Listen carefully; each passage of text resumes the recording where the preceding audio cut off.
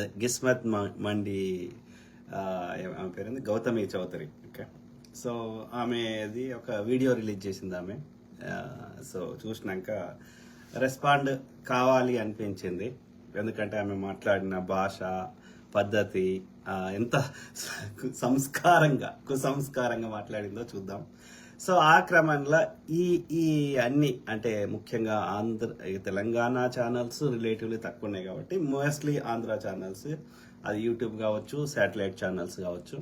So అందులో పొద్దుగాలు లేస్తే ఈ యొక్క ఏమి పేరింది అదే ఈమె గౌతమి చౌదరి కానీ ఈమె ఫస్ట్లో అయితే దాదాపు ఫస్ట్ 100-200 అంటే గత 30-40 డేస్ నుంచి కానీ ఈమె ఒక్కతే మాట్లాడుతుండే, ఎవరు గౌతమి చౌదరి. ఆ తర్వాత ఆ రీతు చౌదరిని తీసుకొని వచ్చింది, తర్వాత ఆయన వీడియో రిలీజ్ చేసింది. అయినా వాళ్ళ మామ కానీ ధర్మ మహేష్ కానీ వాళ్ళ డాడీ పేరు ఆయన పేరు కాకాని బాబు గారు కానీ ఎక్కడ పబ్లిక్లోకి రాలేదు. ఇక మూడో వ్యక్తిని తెచ్చి వీడియో రిలీజ్ చేసి ఆమె బిగ్ బాస్ లో ఉంటే ఆమె పరువు తీసి ఆమెను గెలవకుండా చేయాలని ఇంకా దాన్ని ఇంకో లెవెల్కి తీసుకుపోయే కుట్రలు చేస్తుంటే ఇక మనం ఏమన్నా ఉండని రా అయ్యా, ఓకే ఏమన్నా ఊరుకొని అని వదిలేసినా గానీ థర్డ్ పర్సన్ తెచ్చే వారికి నువ్వు ఒక అమ్మాయి ఎట్లనో ఆమె కూడా ఎవరికో బిడ్డ కాబట్టి ఇక ఇది ఇంకో లెవెల్కి పోతుందని చెప్పి మొదటగా కాకాని బాబు గారు వచ్చారు, వాళ్ళ డాడీ ధర్మ మహేష్ వాళ్ళ డాడీ. తర్వాత ధర్మ మహేష్ గారు రంగంలోకి దిగారు. సో పొద్దుగాలు వేస్తే మనం చూస్తున్నాం అన్ని ఛానల్, బిగ్ టీవీ కావచ్చు, లేకపోతే మూర్తిదేంది TV5 కావచ్చు, లేకపోతే అన్ని యూట్యూబ్ ఛానల్ దాదాపు చాలా వరకు ఉన్నాయి. తర్వాత శేఖర్ భాషా గారు వచ్చారు. ఇట్లా అనేక మంది ఇందులోకి ఇన్వాల్వ్ అయ్యారు.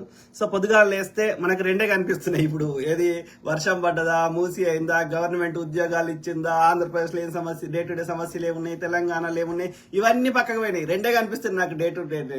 అన్ని ఛానళ్లలో ఈ ధర్మ మహేష్ అండ్ గౌతమి చౌదరి కనిపిస్తుంది. ఎవరిదో ఒకరి ఆ ముగ్గురిట్లో ఎవరో ఒకరి ఇంటర్వ్యూ కనిపిస్తుంది, లేదు అంటే బిగ్ బాస్ 9 కనిపిస్తుంది. Other than these two you don't see any ఎంత మంచి కార్యక్రమాలు జరుగుతున్నా అవి వాటి మీద ఫోకస్ పోతలేదు. సో అట్లా అంటే బిగ్ బాస్ అనేది అదొక షో, అదొక నడుస్తున్నది, అదొక వాళ్ళు కావాలని పర్పస్ఫుల్ గా ప్రజల యొక్క ఎమోషన్స్ భావోద్వేగాల్ని ఎట్లా ప్రజల యొక్క అటెన్షన్ గ్రాప్ చేయాలని ఆలోచించి అదొక విధంగా ఒక ఫన్ గేమ్ ఆడతారు. ఓకే, ఎందుకంటే దాని వెనకాల ఎంతమంది ఎక్కువ మంది చూస్తే అంత వ్యూస్ వస్తే, అంత అడ్వర్టైజ్మెంట్ వస్తే it's a big business. Okay, so అది it's just a fun. Okay, what we sees that's not reality in Bigg Boss. Real life లో ఉండే మనుషులు వ్యక్తిత్వాలకి బిగ్ బాస్ లో జరిగేదానికి సంబంధం లేదు. అదంతా ఒక గేమ్ ప్లాన్, అది డబ్బుల కోసం, అదొక పెద్ద బిజినెస్. ఓకే, కాబట్టి అది జస్ట్ చూసి ఎంజాయ్ చేయాలి, జస్ట్ ఫర్ ఫన్. ఓకే, అది వదిలేద్దాం, బిగ్ బాస్ పక్క పెడదాం. సో ఇది మన ఏమంటారు, ఇది ఒక పర్సనల్ మ్యాటర్, చాలా చిన్న విషయం. భార్యాభర్తల మధ్యలో అది కారణాలు ఏమన్నా కావచ్చు. వాడిది ఆ ధర్మ మహేష్ అంటే వాడు 1000 మందితో రోజుకు 10 మందితో తిరుగుతుండా, లేకపోతే గౌతమి చౌదరి ఇంకేమైనా చేస్తుందా, దేర్ కుడ్ బి 100 రీజన్స్. మనకు తెలియదు, మనం వాళ్ళ డే టు డే లైఫ్ లో లేము. మనము వాళ్ళు ఇప్పుడు సీసీ కెమెరాలో ఈమె రీతు చౌదరి అని చూపెడుతుంది. ఆయన ఏమంటుండు, ఒక వీడియోనే రీతు చౌదరి, మిగతా అన్నిట్లలో రీతు చౌదరి కాదు. ఆమె 1 o'clock వచ్చిన ఆమె రీతు చౌదరి కానీ పోయేటామె కాదు, నా క్లోజ్ ఫ్రెండ్స్, ఆమె వేరే వాళ్ళని చెప్తున్నాడు. సో ఇట్ కుడ్ బి ఆయన వర్షన్ కరెక్ట్ కావచ్చు, ఈమె వర్షన్ కూడా కరెక్ట్ కావచ్చు. నిజంగానే రీతు చౌదరి రోజు వచ్చి తన దగ్గర పడుకుంటుండొచ్చు. Is it a public issue?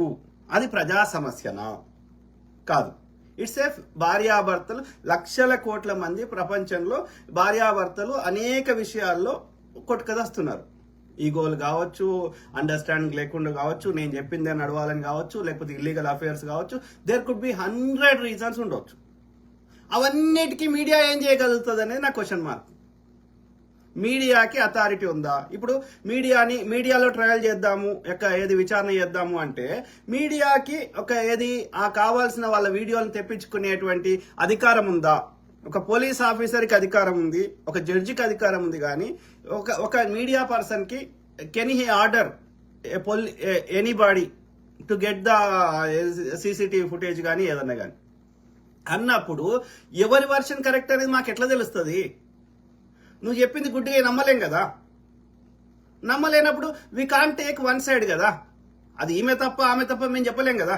నీ వర్షన్ నువ్వు చెప్తున్నావు, నువ్వు చెప్పిన వర్షన్ ఎంతవరకు కరెక్ట్ అని మాకు బేరీజ్ వేయడానికి మా దగ్గర ఎలాంటి యొక్క సాధనం లేదు కదా. We don't have data, we don't have CC footage, we don't have. నువ్వు చెప్తున్న మాట కరెక్టా తప్ప మేము ఎట్లా నిర్ణయించగలుగుతాం? ఇద్దరికి అంటున్నా, ఆ ముగ్గురు వ్యక్తులకి మనం థర్డ్ పర్సన్ గా ఒక మీడియా అంటే ఏంది, మనం చూస్తున్నాం కాబట్టి మీడియా, మనం చూడకపోతే వాడు ఇంటర్వ్యూ కూడా చేయడు. కాబట్టి మన కోసం చెప్తున్నాడు. నువ్వు చెప్తున్నది మా కోసం చెప్పినప్పుడు నువ్వు చెప్తుంది ఎంతవరకు కరెక్ట్ అనేది మాకు ఎట్లా తెలుస్తుంది? నీ పర్సనల్ లైఫ్ పబ్లిక్ లా ఉన్నది, ఒక ప్రజా సమస్య ఉంది, ఒక ఆర్గనైజేషన్ ఉంది, అది మాకు ఎంతో కొంత అవగాహన ఉంటుంది. ముఖ్యమంత్రి ఇవాళ ఏం చేసిండు అనేది మాకు ఒక ఐడియా ఉంటుంది. అందులో మా డబ్బులన్నీ ఉన్నాయి, మా ఇన్వాల్వ్మెంట్ ఉంది, అది పబ్లిక్ ప్రాపర్టీ కాబట్టి దానికి సంబంధించి మాకు ఎంతో కొంత అవగాహన ఉంటుంది, పూర్తిగా లేకున్నా కానీ. ఒకవేళ మాకు పూర్తి అవగాహన లేకపోతే ఆర్టీఐలు వేస్తాం, తెచ్చుకుంటాం. కానీ నీ పర్సనల్ వ్యక్తులని, నీ వ్యక్తిగత జీవితంలోకి మాకు వచ్చే అధికారమే లేదు కదా. ఎవరి వర్షన్ కరెక్ట్ అని మేము ఎట్లా చెప్పగలుగుతాం? కాబట్టి మీడియా ప్రజలు ఏం చేయగలుగుతారు? మీడియా ఏం చేయగలుగుతుంది? మీడియా ఇస్ నథింగ్ బట్ ప్రజలు. మేమేం చేయగలుగుతాం? మీ వ్యక్తిగత సమస్యల్ని సాల్వ్ చేసుకోవడానికి కోర్టులు ఉన్నాయి. ఫస్ట్ థింగ్ ట్రై చేయాల్సింది, మీకు ఇంకా 1% అన్న ఒకరి మీద ఒకరికి ప్రేమ ఉంది, మనము బిడ్డ కోసమో లేకపోతే ఇంకా 100% మన ఇద్దరి మధ్యలో ప్రేమ చచ్చిపోలేదు, ఒక 1% అన్న మిగిలింది, ఎట్లో అట్లా ఎండిపోతున్న చెట్టుకు కొంచెం నీళ్లు వస్తే మళ్ళీ దాన్ని మొలికించవచ్చు అని మీకు ఇద్దరికి ఒకరి మీద ఒకరికి 1% అని ఎక్కడో మీ గుండెల అడుగుల లోపల ఒక 1% ఆశ ఉంటే ఆ చిగురించడానికి ట్రై చేయండి. పోండి, ఒక కౌన్సిలర్ దగ్గర పోండి, best counsellor in the Hyderabad or in the world, ఎక్కడ ఉంటే అక్కడికి పోండి.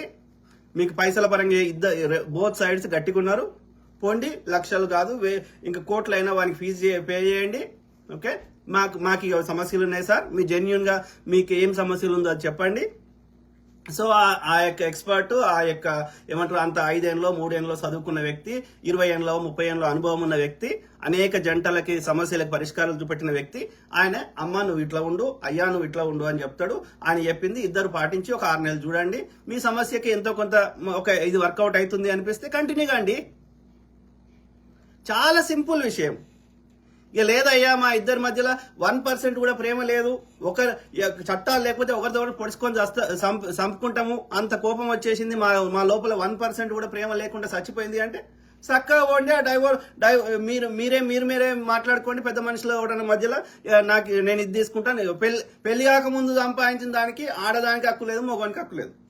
అండ్ ఇండియా చట్టమైనా అమెరికా చట్టమైనా ఒకటే చెప్తుంది, లగ్గం అంటే పెళ్లి, మ్యారేజ్ అయినాక. ఆఫ్టర్ మ్యారేజ్ తర్వాత మొగోడు సంపాదించిన 5 రూపాయలైనా 10 రూపాయలైనా, ఆడది సంపాదించిన 5 రూపాయలు 10 రూపాయలైనా ఆ ఇద్దరిది. ఓకే, కాబట్టి ఈ ఇద్దరిది. మీ ఇద్దరే ఇష్టమైనట్టు తీసుకోవడానికి లేదు. మీకు ఒక బిడ్డ పుట్టిండు, మీ కొడుకు పుట్టిండు, అంటే సన్ పుట్టిండు. సో కాబట్టి నీ కొడుకు యొక్క బరువు బాధ్యతలను కూడా అలా కన్సిడర్ చేయాలి. వాని చదువులు, వాని పెంపకము, వాడికి ఫ్యూచర్లో ఏం చేయాలి అవన్నీ కూడా కన్సిడర్ చేయాలి. చేసి ఈ ముగ్గురి బతుకుల మీద ఆధారపడ్డది కాబట్టి మీరు పెళ్ళైనాక ఎవరైనా మీకు వాళ్ళ డాడీ వీళ్ళ డాడీ ఏమన్నా మీకు ప్రాపర్టీ రాసిస్తే అది మీది అవుతుంది. వాళ్ళు రాసియకుండా నీ పెళ్లి కాకముందు ధర్మమహేష్ సంపాదించింది కానీ, పెళ్లి కాకముందు గౌతమి చౌదరి సంపాదించిన దానికి కానీ మీ ఇద్దరికి ఎవ్వరికి హక్కు లేదు. పెళ్లి అయినాక మీ కాంట్రిబ్యూషన్ ఏంది, మీ అగ్రిమెంట్స్ ఏంది, మీది ఏంది అనేది లెక్క. ఆఫ్టర్ మ్యారేజ్ ఇద్దరు బోత్ జెండర్స్, ఓకే, ఎవరైనా ఏమైనా సంపాదిస్తే అది ఇద్దరికి సమాన హక్కులు ఉంటాయి. మొగోడు నేనే పని చేసినాగా, ఆడామె ఇంట్లోనే ఉన్నది కాబట్టి మొత్తం నాదే అనడానికి మొగోనికి లేదు. అది కుటుంబం. పెళ్ళైనాక ఆడామె సంపాదించిన, మొగాయన సంపాదించిన అది కుటుంబంది. ఇప్పుడు మీ ఇద్దరిదే కాదు, అది నీ కొడుకుది కూడా, వాని భాగం కూడా ఉందల్లా. వాడు మైనర్ అయినా సరే, మైనర్ అయితే వాని తరఫున నువ్వు ఉంటావు, కానీ వానికి కూడా హక్కు ఉందల్లా. వాని బరువు బాధ్యతలు వానికి చెందాల్సింది కూడా కన్సిడర్ చేయాలి. రేపు తీర్పిచ్చేటోడు కూడా ఎవడు పెద్ద మనుషులు చెప్పినా, రేపు కోర్టులో చెప్పినా వాడి బరువు బాధ్యతలు కూడా అప్పచెప్తారు ఇద్దరికి. కాబట్టి నీ ఇష్టం ఉన్నట్టు చేయడానికి లేదు. పిల్లలు లేకపోతే కొంచెం ఈజీ అవుతుంది ప్రాసెస్, పిల్లలు వచ్చినాక జర కాంప్లికేటెడ్ అవుతుంది. ఎందుకంటే బరువులు వాడిని పెద్ద చేసి వానంతా వాడు బతికేదాకా చేయాల్సిన బాధ్యత మీ ఇద్దరి మీద ఉంది కదా. కాబట్టి అయితే ఒకటి పెద్ద మనుషులో లేకపోతే మధ్యవర్తులు ఇప్పుడు ఎవరో ఒకరు మాట్లాడుకోండి, ఎండ్ చేసుకోండి. ఓకే, నేను ఇది తీసుకుంటా, కథం అయిపోయింది. మీతోటి మీరు అంత జనరస్ గా, అంత మీకు జనరాసిటీ లేదు, మేము అంత సింపుల్ గా మేము కాంప్లికేటెడ్ చేసుకోలేము. ఏది చేసినా ఇప్పుడు గౌతమి చౌదరికి ఏదొచ్చినా రేపు ఏం చేస్తుంది ఆమె? అలా కొడుకు ఇవ్వాల్సిందే. ఈయనైనా ధర్మమహేష్ అయినా రేపు పొద్దున ఆయనకి అందులోకి వెళ్ళి ఏమన్నా వచ్చినా వారి కొడుకు ఇవ్వాల్సిందే. లేదంటే ఒక అగ్రిమెంట్ పెట్టుకోండి. నీకు ఇచ్చిన దానికెళ్ళి ఒక 50% కొడుకు మీద రాయండి. ఇప్పుడు ఇద్దరు సమానం చేస్తారు కదా, అల్లకెళ్ళి సగం సగం కొడుకు చెందేటట్టు వానికి తర్వాత చెందేటట్టు లీగల్గా రాయండి బైండింగ్. అంటే నీకు 25 వస్తుంది, నీకు 25 వస్తుంది, 50% కొడుకు వస్తుంది. మీకు 100 రూపాయలు మీ దగ్గర ఉంటే 25 రూపాయలు నువ్వు తీసుకో, 25 రూపాయలు ధర్మమహేష్ తీసుకుంటాడు, మిగిలిన 50 రూపాయలు కొడుకు చెందేటట్టు చేయండి. ఇప్పుడు ఎవడు తీసుకోడు, రేపు వాడు పెద్దగా 21 ఎంతో వచ్చినాక వాని చదువులకో వానికి దేనికో వాడు వ్యాపారం పెట్టుకుంటాడు, వానికి ఎందుకో వాడుకోండి. 50 రూపాయలు వానికి కొడుకు పేరు మీద రాయండి, మిగిలిన 50 రూపాయలు షేర్ సగం పంచుకోండి. ఏది కొట్లాడేందుకు? అరే సింపుల్ థింగ్స్ ని ఎందుకు కాంప్లికేటెడ్ చేసుకోవాలి? ఇద్దరికి సమాన హక్కులు ఉన్నాయి. ఆడామె పని చేసినా చేయకపోయినా, మగోడు పని చేసినా చేయకపోయినా, పెళ్ళైనకి సంపాదించిందే మీది, పెళ్లికి ముందు సంపాదించింది మీది కాదు, ఎవరిది కాదు.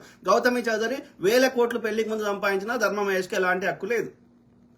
Same vice versa. Okay, simple things ని ఎందుకు మీరిద్దరు కొట్లాడడం వల్ల అందరికంటే ఎక్కువ నష్టపోతుంది ఎవరు? మీరు టీవీలో వచ్చి కూర్చుంటే ఆ పిల్లగాన్ని, ఆ చంటిపోర పిల్లగాన్ని, ఆ ఏడాదో 2 ఏళ్ళలో ఉన్న బాబుని ఎవరు చూసుకోవాలి? తల్లి చూసినంత ప్రేమగా, తండ్రి చూసినంత ప్రేమగా మూడో వ్యక్తి చూస్తారా? అమ్మమ్మ అయినా నాయనమ్మ అయినా. సో మీరు వచ్చి టీవీలో కూర్చుంటే ఆ బాబుని ఎవరు చూడాలి? ఆ బాబు తల్లి ప్రేమను మిస్ అవుతుండు, తండ్రి ప్రేమను మిస్ అవుతున్నాడు.